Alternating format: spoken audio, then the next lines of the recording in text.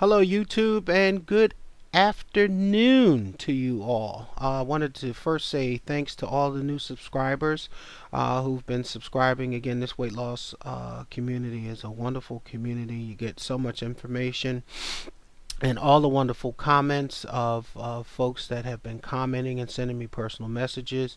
And I just want to say big ups to you all. Good luck to all you guys on all your journeys. And if my videos can be helpful, you take what you want, and those things that you can't take, you leave it on the table. Maybe somebody else can grab it.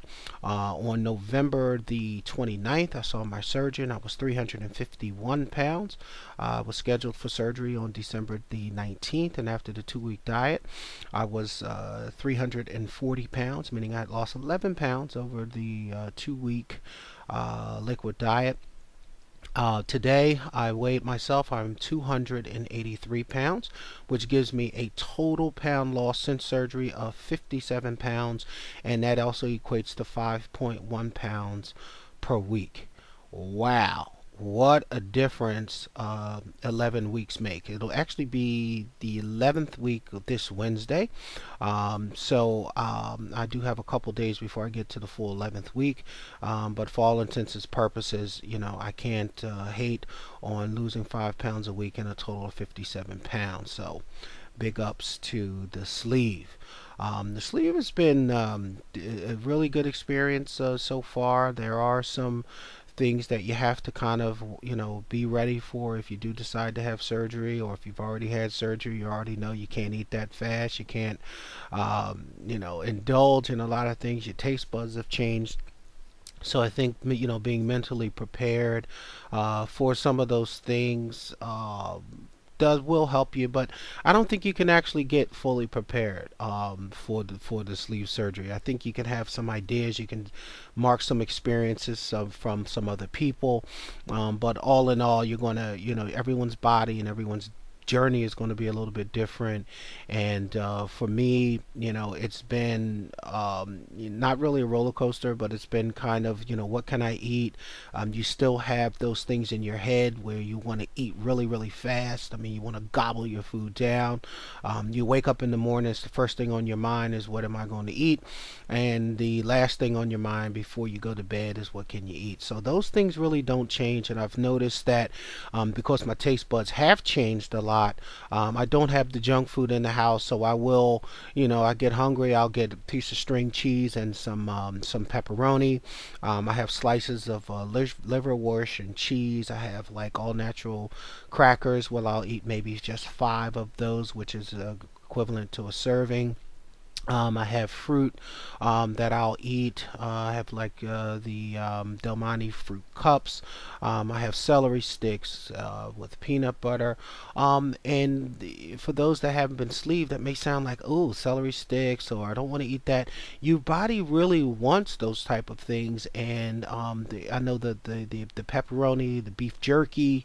I buy bags of beef jerky, and we'll eat that with cheese and iced tea and water, because I don't drink anything carbonated anymore. I'm not drinking anything with caffeine. I'm not using straws. So it was really a matter of spending time every week in the supermarket, going to different places to shop. And what I would tell anyone who's had the surgery, start going different places. Try to go to a Trader Joe's, a Whole Foods, some of these specialty stores that sell different things. I actually use YouTube to look up recipes. I actually made some hummus with and made my own tahini. I'm doing all types of vegetarian type of searches on the internet for foods. I'm using the YouTube to find recipes for fish and things like that. I think, well, when you do have the surgery, if you do have the opportunity to kind of change the way you eat by, again, just simply shopping some other places, even the different types of yogurt that are zero fat, the different brands, the things. And I find that it's not cheap. You're not going to save that much money per se on the food, but the foods that you're getting, it's going to last you a lot longer because you're not eating as much, and I definitely appreciate that. So I said in a couple of the videos that I'm going to kind of deal with two topics, and the first topic I kind of just dealt with was what I was eating and how eating has kind of changed since I've had this leaf. But I've had some experiences over the last couple of weeks of actually eating out and eating kind of in a professional work environment, and also just with my family. And one of the things that I found is that when you eat in public, it I kind of wasn't ready for this, but you have to eat slow. It is noticeably slow. I don't care what they tell you in the doctor's office. Oh, you can ask for a kid's meal and you can ask them for this. You won't. You are going to order what you think you can eat. You know you won't be able to eat it all, but you will order maybe a soup so you can kind of get that down. You may get something small, no matter how small it is, no matter how liquidy it is, you're going to eat at a much slower rate than everyone else, and it's noticeable. And for those that you haven't shared that you had surgery with, it's like, the first thing was like, well, how do I get around it? It was almost one of those situations where I said, well, I don't want to go. I got sick. So I did kind of use the excuse that I had some stomach problems going on, because I was just noticeably eating slow. And that was the first experience I had about 2 weeks ago.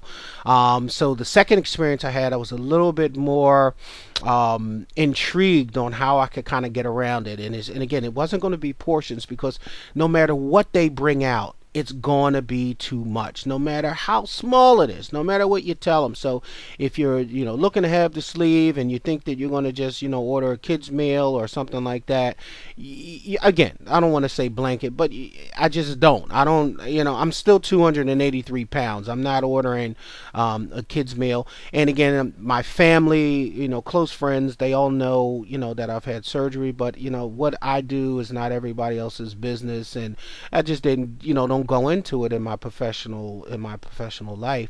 So it was really different when everyone else is eating and I'm trying to go with the soup, and then people are here, try the bread and try this. And if you know anything, if you had the surgery, you realize even when you cook, you can't sample. I made some stir fry the other day and I tasted two slithers of beef, and boom, that was it. Couldn't finish the rest of the food at that time. Had to come wait a half hour and come back.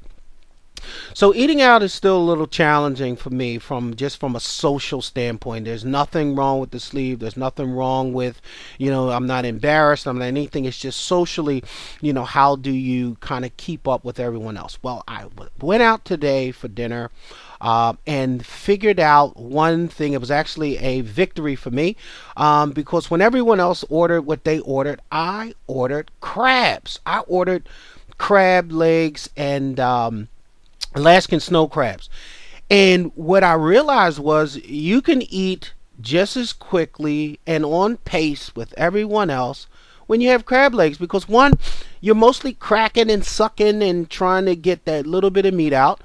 By the time everyone else was finished, I was just finishing up. I wasn't overstuffed. And I know that every time I go out, I can't eat crabs. But that was one of the things that I felt like I can do depending on where we go, is that's the type of food that I can go and get. I also found when I went to dinner late Friday, I had some friends who were leaving town. I just ordered appetizers, and one of the appetizers that I ordered was the fried string beans, and I could eat a ton of fried string beans. It was unreal. The longer you chew them, the longer you can kind of stuff them in there, and I wasn't really stuffed, and I had that. And then I had some folks that had the little wings, and I was able to do that. So what I've been actually kind of getting around to is that I'm kind of setting the stage when I get into the establishment and I say, hey, I'm just going to order. I'm not really hungry, which we're not. And I'm going to just go and I'm going to order a couple appetizers, which again you can share with everyone else. You can get the string beans, you can get crabs, you can get crab legs, you can get soup. Because anyone who's had the surgery, of course, also knows that you can kind of get in as much soup, liquid that you want. So, I stick with tomato soup. I didn't really do chicken noodle because, again, you can just drink more. And again, I'm not hiding or kind of masking what's going on. It's how to enjoy that time of eating out with friends or with family, and being able to be on the same pace with everyone else, kind of being on the same plane as everyone, and not taking 2 to 3 bites and then you're finished, and then you're just kind of sitting there. I am kind of finding it difficult. I drink a lot of tea. I drink a lot of Crystal Light, but I do miss the carbonation sometimes. I really miss having things that are carbonated. But I'm just powering through that. I'm still drinking protein shakes twice a day, so that's like 50 grams of protein at least every day, and that's kind of been my experience this week. So again, I hope everyone had a really good week. And again, if you are looking to have surgery, or you think that you want to have weight loss surgery, I would encourage you to do your homework. Again, I've had the surgery. I had the surgery based on, again, a lot of YouTube videos, a lot of things that I read, and do something good for yourself. If you think you want to do it, pursue it. And again, sometimes being mentally ready for the surgery doesn't have to do with being successful. Doesn't have anything to do with actually, reaching your goal. It's the pursuit of your goal. It's the pursuit of being happy. It's the pursuit of trying to be healthier, and that's where you have to mentally be prepared, because you will be ups and there will be downs. But being mentally prepared lets you know that, again, today may be terrible, but tomorrow the sun will shine. So everyone have a great work week next week, and again, it was good to speak with you all. Have a great one. Bye bye.